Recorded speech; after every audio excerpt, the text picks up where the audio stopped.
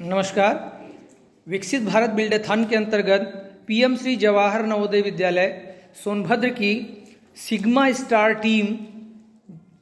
एक स्वदेशी प्रोडक्ट को प्रमोट कर रही है। मैं आपको बताना चाहता हूं कि जो सोनभद्र जिला है इसका अधिकांश हिस्सा जो है वनों से आच्छादित है। ये एक पूर्ण प्राकृतिक जिला है जहां की जनजातीय लोगों का जो मुख्य रोजगार है पेड़ों को काटकर उसकी लकड़ी बेचना, जिसकी वजह से यहाँ पर बहुतायत पाए जाने वाला पलाश का जंगल बहुत तेजी से खत्म हो रहा है। मेरा जो ध्यान है इस बात पर गया कि आजकल जो प्लास्टिक की थालियाँ और थर्मोकोल की थालियाँ जो हम लोग इस्तेमाल करते हैं खाने के लिए, उसमें गर्म खाना खाने पर हम लोगों को पता है बहुत सारा तरह की बीमारियाँ और कैंसर होते हैं। तो इसीलिए मैं चाहता हूँ कि सरकार का ध्यान आकृष्ट करते हुए कि सरकार छोटे छोटे कुटीर उद्योग सोनभद्र के विभिन्न गांवों में और पंचायतों में लगाए, जिससे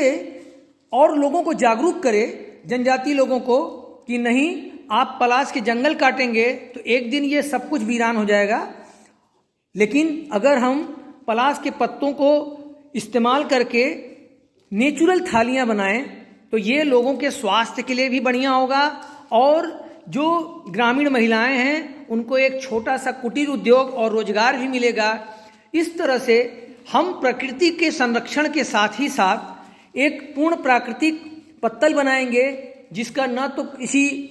किसी तरह का मृदा प्रदूषण करता है, न तो इसको डिकम्पोज करने में कोई दिक्कत है। तो इस तरफ मैं सरकार को निवेदन करता हूं एक बार फिर से कि वह इसको प्रमोट करे, जगह जगह कुटीर उद्योग बनाए जहां पर पलाश के पत्तों का थाली बनाया जाए, और इस प्राकृतिक थाली में जब लोग भोजन करेंगे तो निश्चिंत होकर करेंगे, जिसमें कोई भी नुकसान नहीं होगा। ये सब हमारे नवोदय विद्यालय सोनभद्र की छात्राएं हैं, हमारी सिग्मा स्टार टीम की। ये नेहा और ये राधिका, ये आराध्या, ये सब 9th क्लास की बच्चियां हैं और इन्हीं लोगों का ये मुख्य आइडिया है कि नहीं सर, ये कुछ हम लोग नेचुरल चीज़ों से बनाएं तो वास्तव में ये चीज़ें देखने में भी अच्छी लगती हैं, लोगों को खाने में भी अच्छी लगती हैं। तो इस तरह से